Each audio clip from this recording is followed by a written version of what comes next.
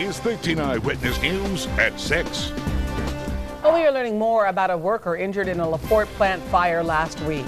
Still ahead, the extent of his injuries and what he now says about the safety of that plant. In other news this evening, it's been a little more than a week since a fire at the AkzoNobel plant in LaPorte. One worker was injured. That accident serves as a reminder that people who work in these plants can be doing very dangerous jobs. But as Eyewitness News reporter Maya Shea found out, assigning the blame in these types of situations is not easy. She's joining us live from LaPorte. Maya?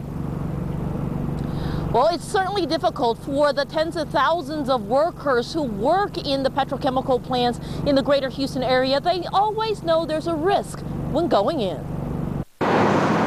When an explosion and subsequent fire engulfed parts of the AkzoNobel plant last week, Toyo Gonzalez was the only worker hurt. Fortunately, he had goggles on that day, so it protected his eyes. Had he not had goggles on that day, he probably would have been blind right now. Gonzalez's attorney, Jason Gibson, showed us photos of his client's injuries, chemical burns that cover more than half his face. It's something Uriel Mendoza is all too familiar with. I knew that it could be dangerous, but I've never heard of this kind of stuff happening to people. In March of 2010, Mendoza was working at a plant owned by Petrobras when hot liquid burned more than half his body. 3 years later, he still needs several more skin graft surgeries on his torso. Running, I was a very active person before. I can't really do most of the stuff that I used to do. Safety expert Dennis Caputo says assigning blame can be difficult.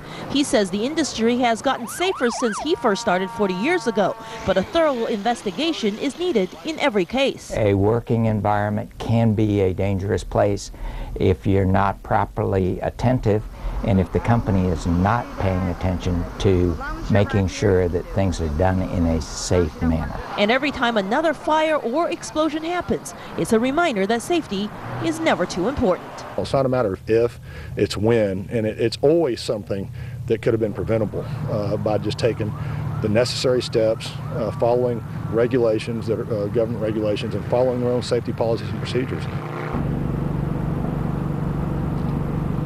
And Gonzalez is recovering at home tonight. He and his attorney did file a lawsuit against both the plant manager and the owners of the plant. That happened just today. We are live in Deer Park. Maya Shea, 13 Eyewitness News.